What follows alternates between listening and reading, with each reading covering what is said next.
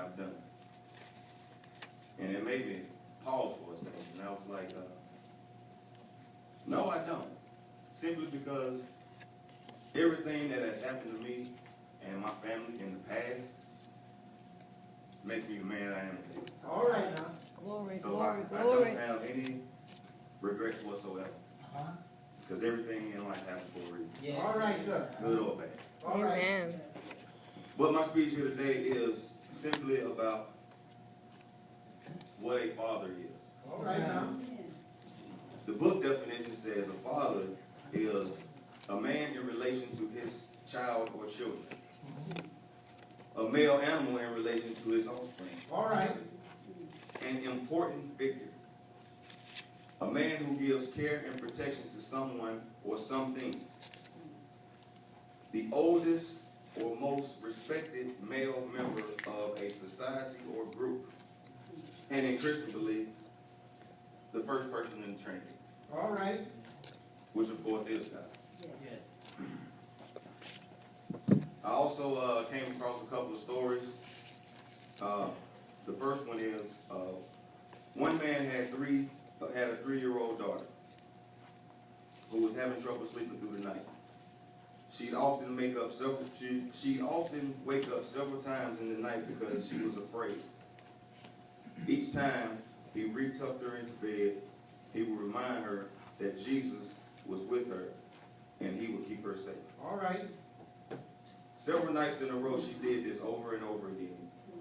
Finally, one night, the dad asked her if she said her prayers so Jesus could take the fear away and help her fall asleep. The child said, "Oh, yes, sir." She assured him.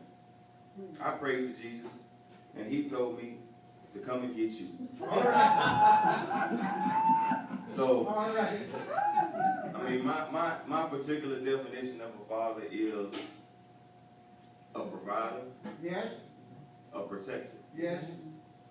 And I've always looked at pretty much any male figure to be a father. All right. Because every man, even without children, has that character. Yes. Yes. They have that ability, regardless. Yes. Now, I look at Deacon Boyd, I look at him as my father. All right. I look at Mr. Campbell as my father. Yeah. And of course, my father-in-law, All right. who is my father. All right. But ultimately, God himself is my father. All right. All right.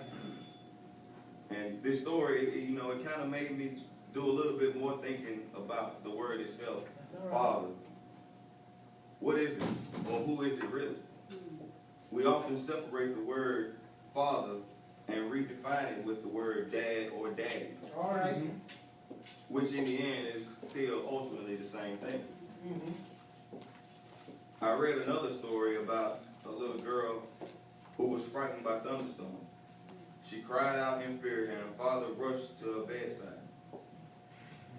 As he held her in his arms, he explained that she didn't need to fear anything. God would take care of her because he loved her greatly. "I know God will take care of me and love me," she replied. "But right now, Father, I want someone with skin." All right. Amen. Each of these kids was afraid, and each of them looked for comfort from their fathers. Yes. In our lives, there are many times when we all get afraid. Yes. We're afraid because we might be in trouble, Yes.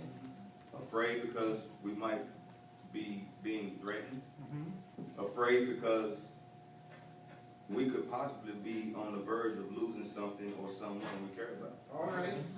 And sometimes we're afraid because we know we've done something where repercussions may follow. All right now. It's a time like that when we all need a father Yes. or a figure of such to step in and help, protect, and provide. Because ultimately, everyone knows and understands that's what a father does when we're afraid. All right. The people of Israel had become afraid. Yes. They sinned against God. Yes. They rejected Samuel as their leader. Mm-hmm. But even more, they rejected God. Yes. So Samuel rebukes the people, and at Samuel's request, God sends a powerful storm filled with thunder, lightning, and rain. Yes. The people heard Samuel's words of rebuke, and they saw God's power to punish. Yes. And they begged Samuel to pray for them. Yeah, 1 Samuel 12-19 tells us the people all said to Samuel, "Pray to the Lord. Pray to the Lord your God for your servants, so that we will not die. Yes. For we have added to all our other sins the evil of asking for a king." Yes. And in the midst of their fear, Samuel reassures them that he will pray for them. Not only does he vow to pray for them, but he did several things that day that a father does for his children. All right now. One of the basic responsibilities of being a loving father is to be the disciplinarian, Yes. the law of the house, Right. the one who says the hard no rather than the easy yes. Yes. Jesus. Come on now. Hebrews 12:19 tells us, we have all had human fathers who disciplined us, All right. and we respected them for it. Yes. Samuel was a judge for Israel. He had to set the standards for God's people, and sometimes his judgment concerned them, and they didn't want to hear it. All right. But ultimately, he had their best interests and put their needs ahead of his own. All right. Thank you.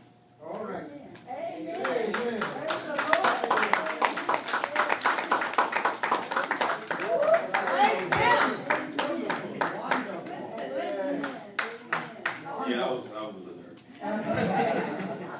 Thank you. Oh, I already got paper dry clean. I might want to go and get a hug.